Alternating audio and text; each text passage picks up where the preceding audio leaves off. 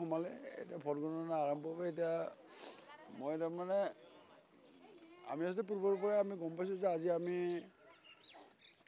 মিত্ৰজোঁটে এই বৰপেটা লোকসভা সমষ্টিটোত আমি জয়ী হ'ম আৰু জয়ী হোৱা সূত্ৰেই আচলতে পৰিৱেশটো চাবৰ কাৰণে এই কাউণ্টিং হললৈকে আমি আহিছোঁ। বতৰ ভাল আপোনাৰ ছাপোৰ্টাৰসকলে কাউণ্টিং চেণ্টাৰৰ বাহিৰে কিন্তু ইতিমধ্যে ভিৰ কৰা আৰম্ভ কৰিছে কি ক'ব?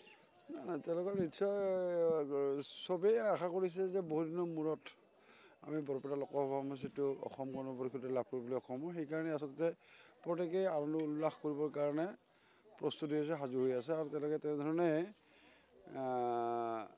আমাৰ দলীয় কৰ্মী বা শুভাকাংক্ষীসকলৰ মাজত তেনেধৰণে এটা পৰিৱেশ সৃষ্টি হোৱাটো পৰিলক্ষিত হৈছে। আজি যদি জয়লাভ কৰে তেতিয়াহ'লে এটা অভিলেখ হ'ব আপোনাৰ বাবে। অভিলেখ হ'ব বুলি মই নকওঁ, কিন্তু বস্তুটো জয়ী হোৱাটো মই ভাবোঁ নিশ্চিত বুলি হ'ব আৰু গতিকে যিধৰণে আপোনালোকে ভাবে যে অভিলেখ হ'ব নে কি হ'ব এইটো বস্তুটো এইটো মই নকওঁ, এইটো ৰাইজে ক'ব। আপুনি মেথমেটিক্সৰ টিচাৰ আছিলে, তাৰপিছত ৰাজনৈতিকবিদ, আপোনাৰ অংক কি কয়, অসমত কি হ'ব আৰু দেশব্যাপীত কি হ'ব?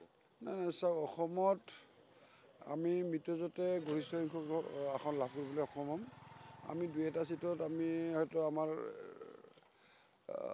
ফলাফল অলপ বেয়া হ'ব, কিন্তু আমি গৰিষ্ঠ সংখ্যক আসনেই আমি লাভ কৰিবলৈ সক্ষম হ'ম আৰু মাননীয় মুখ্যমন্ত্ৰী ডাঙৰীয়াই যি তাৰমানে ভৱিষ্যতবাণী কৰিছে, মই এই মুহূৰ্তত সেই কথাটোৱেই ক'ম নিশ্চয় যে ভৱিষ্যতবাণী মুখ্যমন্ত্ৰী ডাঙৰীয়াৰ ভৱিষ্যতবাণী নিশ্চয় ফলিয়াব আৰু তেনেধৰণে আমি এই অসমত আমাৰ মিত্ৰজোঁটৰ ৰেজাল্টটো তেনেধৰণেই হ'ব। কিমান ভোটৰ মাৰ্জিন হ'ব বুলি ভাবিছে?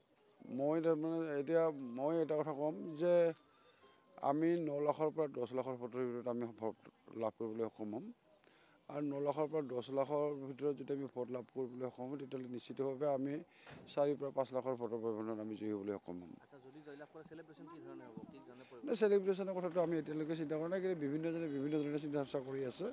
গতিকে এই মুহূৰ্তত তাৰমানে সেই কথাটো কোৱাটো উচিত নহ'ব, কিন্তু ইয়াত তাৰমানে মই এই কথাটো অনুভৱ কৰিছোঁ যে ৰাইজ তাৰমানে দলীয় কৰ্মী শুভাকাংক্ষীসকলে তাৰমানে আনন্দ উৎসৱ পালন কৰাৰ কাৰণে তেওঁলোকে ইতিমধ্যে মানসিকভাৱে প্ৰস্তুত হৈ আছে। দিনটোৰ পৰিকল্পনা কি ধৰণৰ আছে, যিহেতু এইমাত্ৰ আপুনি ইয়াত আহি উপস্থিত হৈছে? নাই মই এতিয়া ঘৰলৈ যাম, ঘৰত গৈ মানে গা পা ধুই ওলাই আহিম।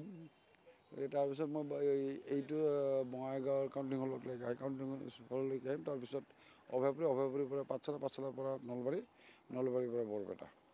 ধন্যবাদ।